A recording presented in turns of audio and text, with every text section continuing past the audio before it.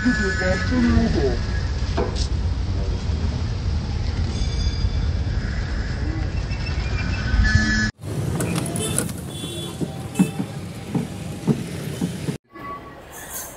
রাজনগর এলাকা থেকে আমাদের এখানে একটা পক্সোর কমপ্লেন এসেছিল। তো সেই মোতাবেক আমরা ওই মামলাটাতে একজন আসামিকে যে কমপ্লেন দিয়েছিল, যার নামে দিয়েছিল, ওনাকে আমরা কালকে মিডনাইটে অ্যারেস্ট করেছি শেখেরকোট এলাকা থেকে।